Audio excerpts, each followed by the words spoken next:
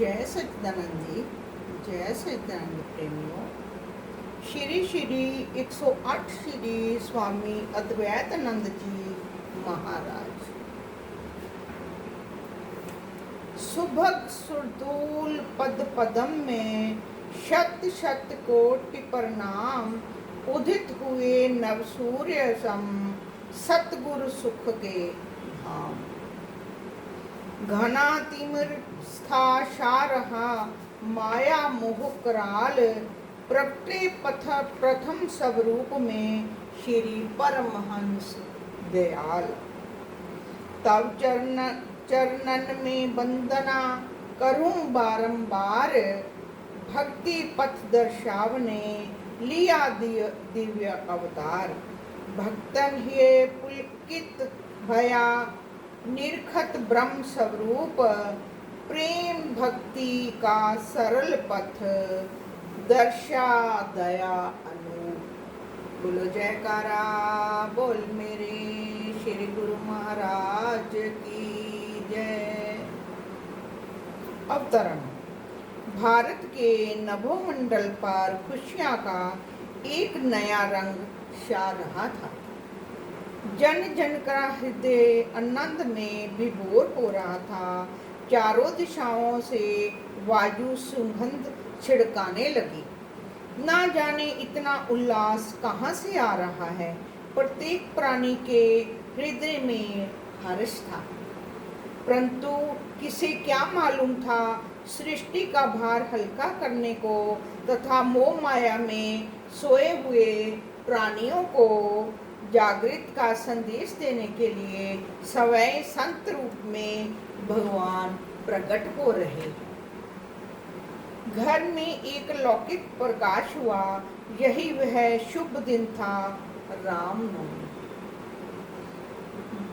जिस पुनीत दिवस में मानवता में भक्ति ज्ञान की ज्योति प्रज्वलित करने के लिए श्री परमहंस दयाल जी श्री स्वामी अद्वैतानंद जी महाराज का शुभ अवतरण हुआ।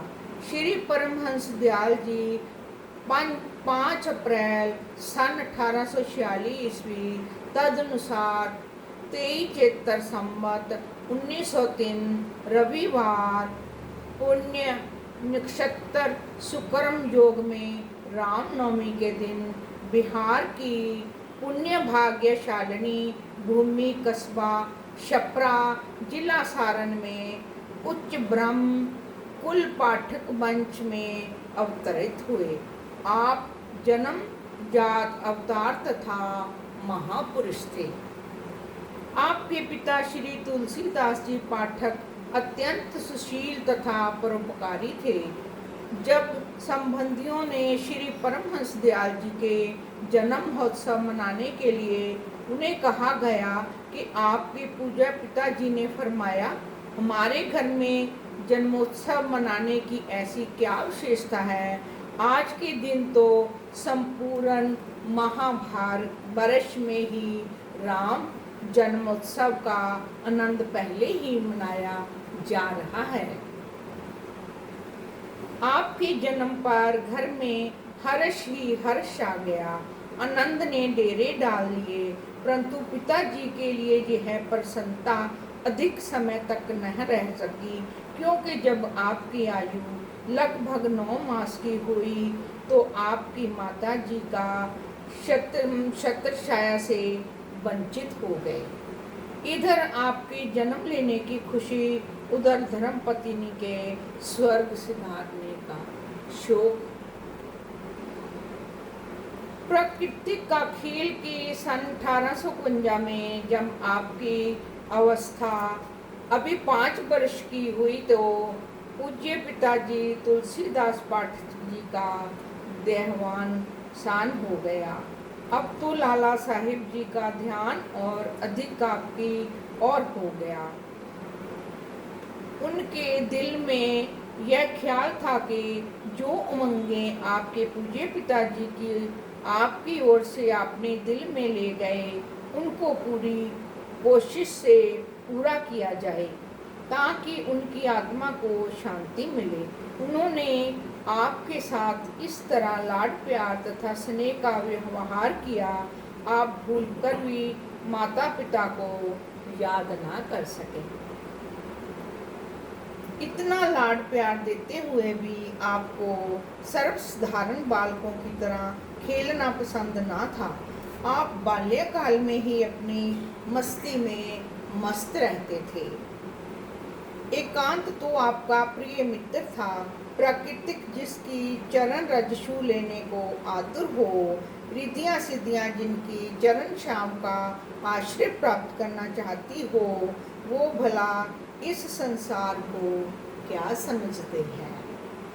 फिर भी लाला वास्तव जी ने प्रथा स्तंभ अपने कर्तव्य को पूर्ण रूप से निभाया। सांस्कृतिक दृष्टिकोण से आपकी शिक्षा दीक्षा हिंदी, संस्कृत, उर्दू, अरबी एवं फारसी में हुई। आपके पिताजी को श्री परमहंस जी ने ब्रह्म विद्या का उपदेश मिला था, इसलिए श्री परमहंस जी आपके घर प्राय आते रहते थे। लाला नरसिंह प्रसाद जी आपके पिताजी के उपदेशी विशेष श्रद्धालु तथा साधु से भी थे। अतएव श्री परमहंस जी केदार घाट वाले लाला जी के घर भी कभी कभी पधारते थे। सन 1860 ईस्वी में जबकि आयु 14 वर्ष की हुई तो लाला नरहर सिंह प्रसाद जी का भी देहांत हो गया। लाला जी की मृत्यु के पश्चात उनकी धर्मपत्नी के जीवित रहने तक श्री परमहंस जी का वहां आना जाना रहता था। श्री परमहंस जी केदार घाट वाले भी पहुंचे हुए उच्च कोटि के संत थे। वह बड़े प्यार से आपको हापू बाबा के नाम से बुलाया करते थे। सबसे पहले तो ब्रह्म ज्ञान का उपदेश तथा आध्यात्मिक लाभ आपको इन्हीं महापुरुषों से हुआ था। बोलो जयकारा बोल मेरे श्री गुरु महाराज की जय।